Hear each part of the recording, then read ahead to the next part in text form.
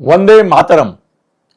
मेरे प्रिय मित्र श्री श्याम गिरी, कभी कभी मेरी वजह से वो सद्गृहस्थ मुसीबत में आ जाता है।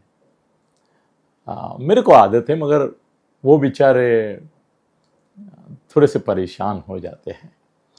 उनके परेशानी में आज मैं थोड़ी बढ़त करने वाला हूं और परेशान करने वाला हूं उनको, क्योंकि मेरे हाथ ऐसा कुछ एक डॉक्यूमेंट लगा है कि जो बहुत ही गोप्य स्फोट वगैरह शब्द उसके लिए बहुत छोटे शब्द है।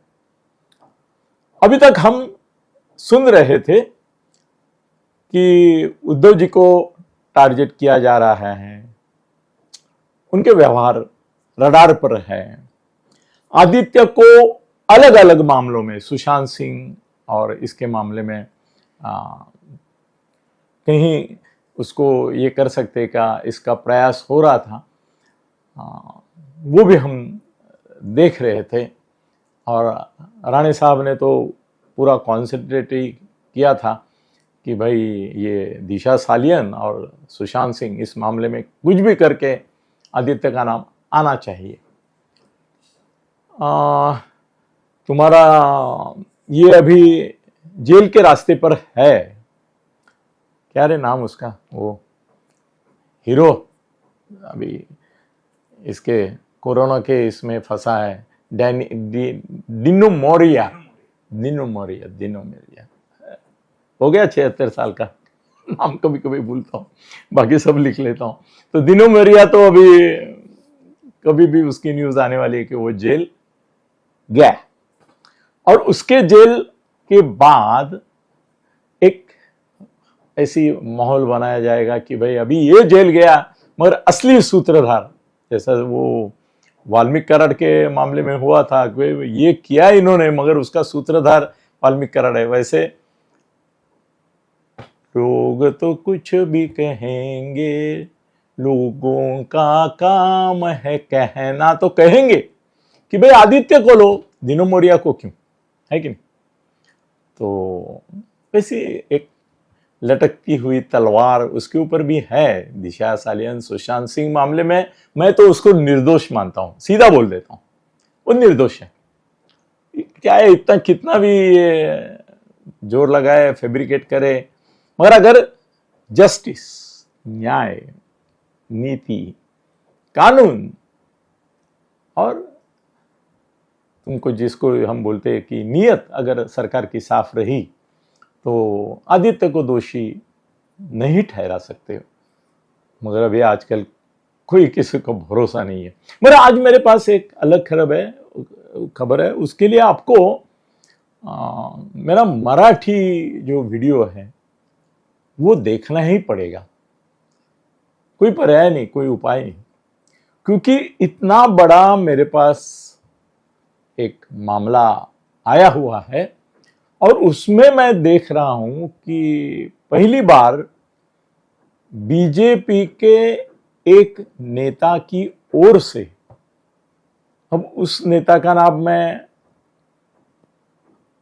आज बताना ठीक नहीं है, क्योंकि उनकी जो नोट है, उन्होंने जो बनाए कागजात है, को प्रूफ भी उसके साथ जोड़ के एक बड़ा फाइल बनाया, और वो फेमस है ऐसे मामले खुले करने, राज खोलने में।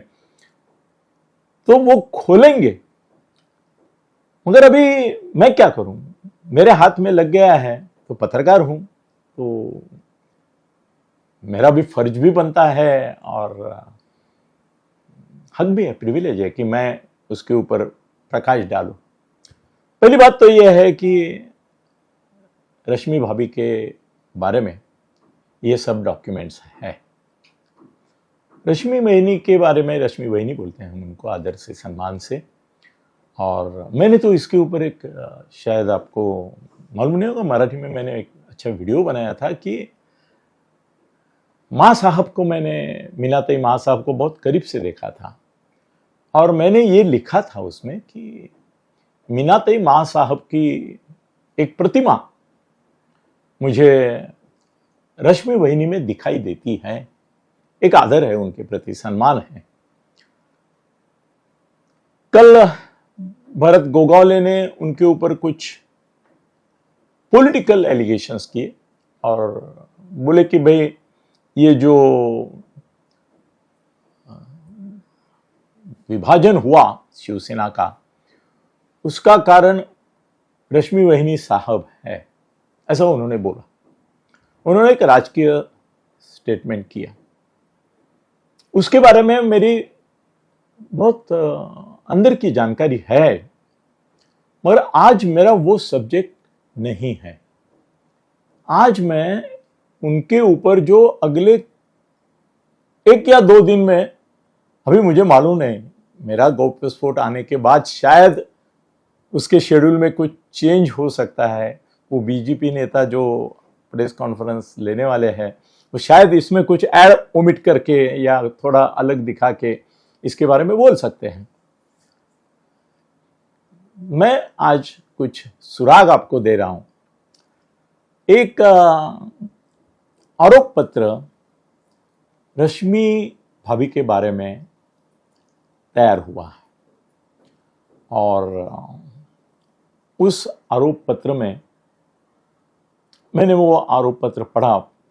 35 पॉइंट्स है उसमें, 35 पॉइंट्स, 35 पॉइंट्स है उसमें।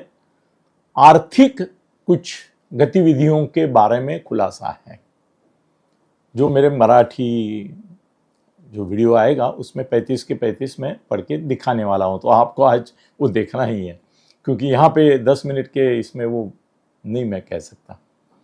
मगर रश्मि वहिनी तक आज तक कभी ये पॉलिटिकल जो चल रहा था सब, वो पहुंचा नहीं था। किसी ने उनका नाम नहीं लिया था और मैं भी ये सोच के चल रहा था कि ये मालूम था सबको कि जब उद्धव चीफ मिनिस्टर थे तो असली डिफैक्टो चीफ मिनिस्टर रश्मि वहिनी ही थी, रश्मि भाभी ही थी। और एक अपना, हम मराठी बोलते हैं रुतबा बोलते हैं ना आप, रुतबा रख के, सम्मान रख के वो पूरा कारोबार उद्धव के नाम पर चलाती थी। और उस समय उनकी बीमारी के कारण राजकीय व्यवहार तो कुछ नहीं थे ज़्यादा, नई नई सत्ता आई थी, तो कुछ मामले में वो, कुछ नहीं बहुत सारे मामले में, लगभग सभी मामलों में वो दखल देती थी एडमिनिस्ट्रेशन के। पॉलिटिकल तो कुछ ज़्यादा नहीं हो रहा था, इसलिए जो लोग आरोप करते हैं कि वहिनी साहब की वजह से ये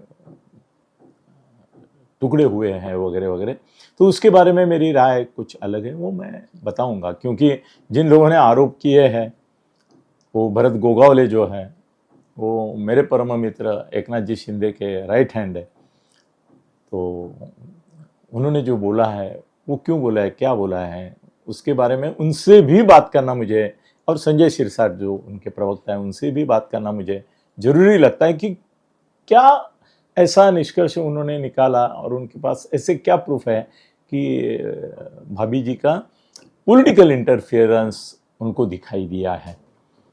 उसके बारे में मैं उनसे बात करूंगा और आपको जरूर उसके बारे में बताऊंगा। मगर आज उनके जो आर्थिक व्यवहार है उसके बारे में एक बड़ा खुलासा मराठी में कर रहा हूं। हिंदी में मैं ट्रेलर भी देने जाऊं तो 35 पॉइंट है, कहीं काम नहीं होगा आपका। खाली एक बताता हूं कि ये जो सब 35 मुद्दे मैं मराठी में दे रहा हूं, उसके लिए आधारभूत जो चीजें वो बीजेपी के नेता ने ली थी, वो भी मेरे पास लीक हुई है कि उन्होंने कहां से लिया ये आरोप पत्र, कैसे किया। तो वो 12 सोर्सेस है जहां से उन्होंने रश्मि भाभी के ऊपर ये बड़े गंभीर आर्थिक व्यवहार के आरोप किए हैं। मैं नाम पढ़ता हूं और रिक्वेस्ट करता हूं आप मराठी वीडियो पूरे 35 आरोपों के बारे में देखिए। जिन सोर्सेस से उन्होंने ये आरोप पत्र बनाया है भाभी जी के ऊपर, वो है openthemagazine.com, indianexpress.com, times of India, indiatimes.com, indiatoday.com, Hindustan times, firstpost.com, businesstoday.in, moneycontrol.com, economic times, ndtv.com, thequint.com। ऐसे 12 सोर्सेस उन्होंने अपने आरोप पत्र में कोट किए हैं। उनकी ओर से जब आएगा तब आएगा वो आरोप पत्र। आज मैं आपके पास खुलासा किया हूं कि ऐसा ऐसा आरोप पत्र रेडी है, वो जल्द ही बाहर आने वाला है, उसकी चर्चा होने वाली है। और मेरे हाथ वो लग गया, लग बाय चांस, चमत्कार से ही लग गया। नहीं तो बाहर आने के बाद दूसरे लोगों के जैसा ही मुझे वो मिलता था, मगर क्या मालूम नहीं क्या हुआ मालूम नहीं मुझे, ये मेरे पास आ गया पूरे उसके संदर्भ जो लिए उसके साथ। आपको विनती है कि मेरा मराठी वीडियो आज जरूर देखें, अनिल गगनविधि थत्ते। उसमें वो 35 मुद्दे पॉइंट्स जो आरोप किए गए उसका ब्यौरा आपको मिलेगा।